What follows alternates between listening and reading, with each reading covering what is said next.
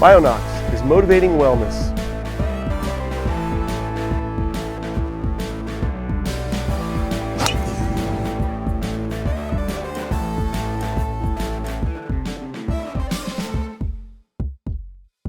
Let's talk a little bit about this, because obviously this gas sounds really cool, and the science, you're into biochemistry and you're all into it, but ultimately for the most people, they just want to know, hey, what is this going to do for me? So tell us, that's going, we know you mentioned it's good for the immune system and keeping your white blood cells, T cells, B cells, natural killer cells, our body's defenses where they need to be. We know it works for the cardiovascular system. It relaxes blood vessels. It encourages blood flow. It keeps the inner lining, right, where nothing sticks to it. Obviously, that's going to have great implications for the cardiovascular system. And you name the cardiovascular issue, and nitric oxide has been shown to have a favorable benefit, right? So outside of that, what are some other benefits that people can expect? And I think you hit upon the major themes, because I think of it not as these individual verticals, cardiovascular, and within that, it's blood flow and antithrombotic events. But I think of it as a systematic approach, and that is we can't separate, and we're living through it right now. Again, I will come back to COVID. If we think of that as an infectious disease in itself, but I think of it as an infectious disease that targets our vasculature. And hence we think of how important the nitric oxide becomes in the case of, let's use that as our stalking horse, in that we know that COVID or SARS is nitric oxide sensitive. We know there's minimum 3 targets that we believe now that nitric oxide addresses as it relates to infectivity and viral uptake. We know that COVID causes a cascade of events of diminishing endothelial function, and in doing so, damaging that L-arginine dependent, we believe, NOS pathway. So it's a cascade. We know, and we see it often. What is one of the largest manifestations of, unfortunately, in severe COVID? It's the loss of, it's a thrombotic event. And we're not dying from COVID, we're dying from a clotting disorder. So if we look at it in that context, nitric oxide, again, using that as an example, but we can extrapolate and apply this to so many things. Nitric oxide is playing an active role as an antiviral. It's playing an active role in keeping and restoring our blood vessel functionality that you just articulated. It's keeping that Velcro effect intact, so to speak, or anti-Velcro effect intact. So if we look at it in that context, nitric oxide is addressing our vascular homeostasis.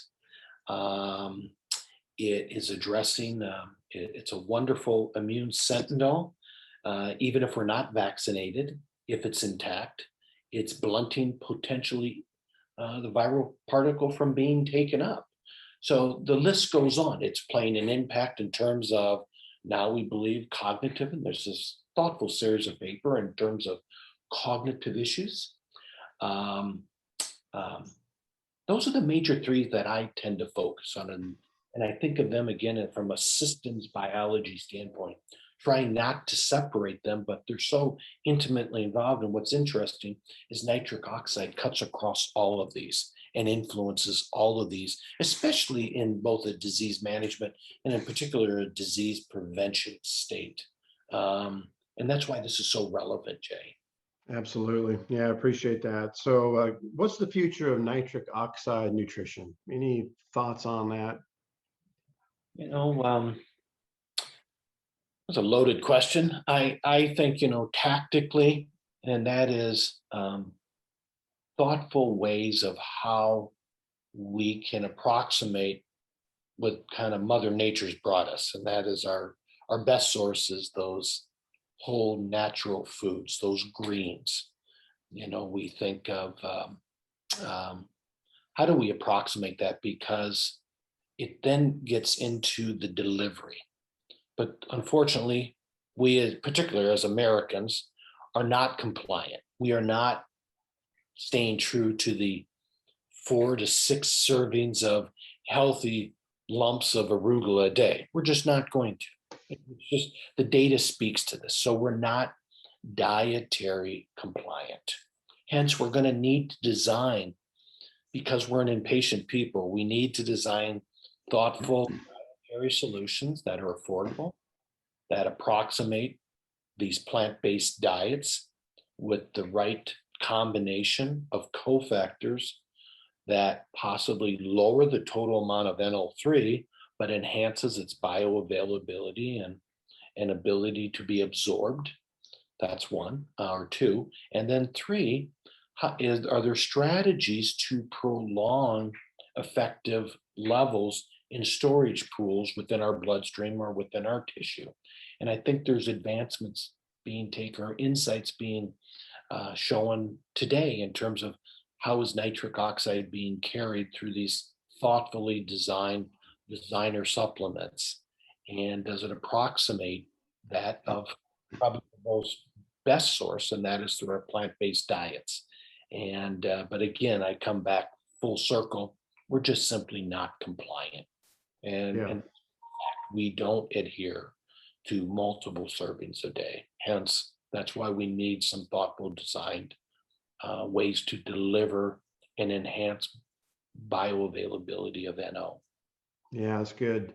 So just as another, just a short plug for the Nox3 Greens, you know, it's 26 different superfoods. So we have what I call high test arugula powder in there that really creates most of the nitrate value of our supplement, but there's also spinach, and then you have the other antioxidant capabilities of the other nutrients in there. With vitamin C, I know is all part of this nitrate conversion as well into nitric oxide. And so we have rose hips in it, and acerola cherry, camu berries in there.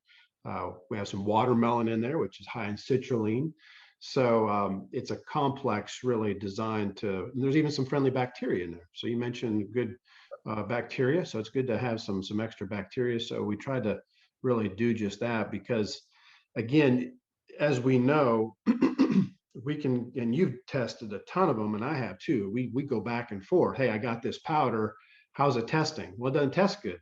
Well, obviously, it's not enriched with the base material, those nitrates, really to help it to do that. And as we know, there's a lot. There's all sorts of beet powders. There's all of them are touting nitric oxide benefits, but as we know, they're all not created equal.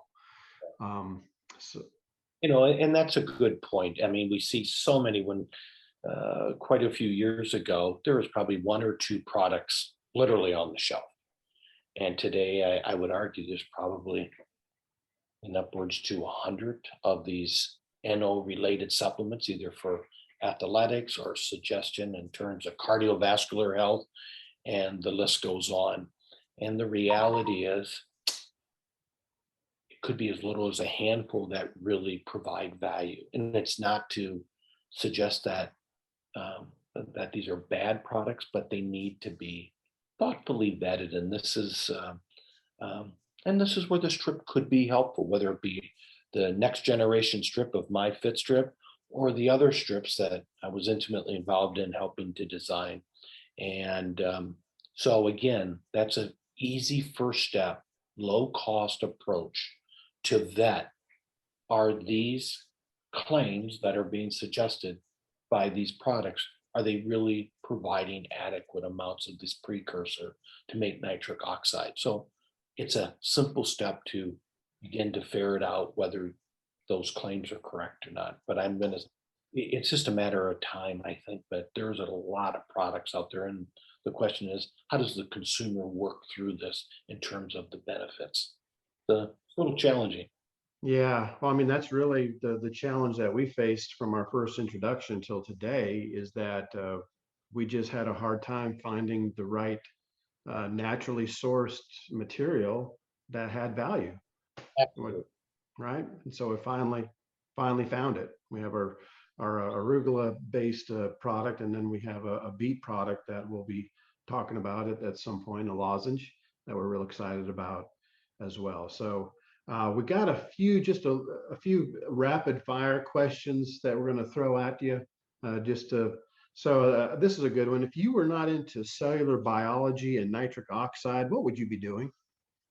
Hmm. You know, Jay, what I find a fascination growing up in the disease management world and in my early life in biotechnology, and that was to develop drugs for chronic disease with a particular emphasis in the area of oncology, where I've contributed to, for instance, some of the thalidomide analogs today that are being sold by Bristol Myers Squibb. And having spent a decade in some of these anti-angiogenic drug candidates, and now today we see them as very effective drugs in combating multiple myeloma, for example. That part of my life drove me back to where we are here today. It's from a disease management to a disease prevention. And to your question, it's I think I'm doing what I should have been doing long ago, and that is put my energy and focus in the area of disease prevention, because having been in that disease management world, I think God, so many of these problems we have today can be addressed through dietary lifestyle, through just daily behavior in terms of whether it be certain forms of exercise, diet, and just our day-to-day well-being. And these are pretty simple solutions in terms of addressing some of these chronic disease that we're all going to, or we could encounter downstream. So to your question, I think I found after all these years, found my sandbox. And that is, the sandbox is a focus on helping to create dietary lifestyle approaches and solutions to address disease prevention. Nice, appreciate that. So what about if you're going to sit down and really concentrate on a good, healthy nitric oxide based meal, what would you be eating? What would you be eating? What would be on your plate? There you go. Probably one of the most efficient absorbers is arugula, at least in my own personal experience. And that could be because of my makeup, my microflora, whatever it may be, with some of those wonderful roasted beets, with a handful of nuts, especially walnuts, and topped off with some sliced oranges, mandarin oranges. And if one looks at each one of those, aside from satisfying my taste buds, which that drives my compliance, if you look at each one of those on a more serious note, there's a reason that they work in concert, because each one of those that I just touched upon bring a certain type of bioactive to the plate to enhance and prolong a molecule that we've talked about here today that is so critically important in so many health beneficial outcomes. And that little salad that we just designed together here affords us the right bioactives. And if we can thoughtfully capture that in the right ratios and make it easy and affordable for consumers, then we made a contribution. So I'm on board with that. That sounds great. Yeah, I love that type of salad myself. So what about any current projects you want to tell us about? Or the one right now that I'm excited about, two of them, and that is, I touched upon it briefly, and that is some of the cofactors that we think are so critical to extend the half-life in our bloodstream or in our muscles to keep nitric oxide in these transient storage pools. And we think we are accomplishing that through some cofactors that we add with this inorganic nitrate diet. So that's one. So I'm excited about that and see what we can develop. The second is another family of strips. What drove me to the strips is because of driving consumer validation or product validation and consumer compliance, whether it be in the disease management field or disease prevention field. It's always about compliance. That's a big issue. Am I taking my medications in the morning in that case, or am I thoughtfully addressing my dietary and my exercise patterns on a daily basis in terms of disease prevention? And if we can provide tools that drive thoughtful lifestyles and compliance, then again, we made a contribution. In one of the other strips, we're working on one called a metabolic strip, and it focuses back on dietary behavior. And the one that we've been playing with off and on for the past year plus, and that is a strip that measures uric acid. And the reason I mention this is because uric acid is it's the yin and yang of nitric oxide. Uric acid, elevated levels of uric acid actually inhibit nitric oxide. So it becomes problematic. It's also an early marker of the onset of some of these cardiometabolic problems. Hence, having levels that are not persistently elevated actually comes full circle to impact upon our nitric oxide levels. Hence, there's an intimacy here, why that uric acid strip becomes so important to us, because we see this being used in conjunction with the nitric oxide strip. And we see this intimate interplay between our dietary approaches to elevate NO, while at the same time bringing elevated levels of uric acid into check. So we don't have to overly work in trying to drive that NO response, because we're controlling our uric acid levels. But uric acid is becoming, we think of uric acid in terms of gout, but that's actually a small part of it. The real issue is those that do not have gout, but have elevated uric acid and likely won't have these gout flares or these joint problems. But what we're seeing is a bigger and broader issue in terms of elevated persistent levels of uric acid having damaging effects on our endothelium and our vascular network and suppressing nitric oxide. Hence, that's a project underway. And can we bring this forward and bring thoughtful nutraceutical solutions? Same theme in mind as the NO story, thoughtful nutraceutical solutions to lower those elevated levels of uric acid, while at the same time in the other. Yeah. So 2 initiatives underway, and we'll see how it plays out. That's very cool. Sounds like another episode of Motivating Wellness with Dr. J. There you go. We'll do it because those are very important points there, and definitely look forward to hearing more about that.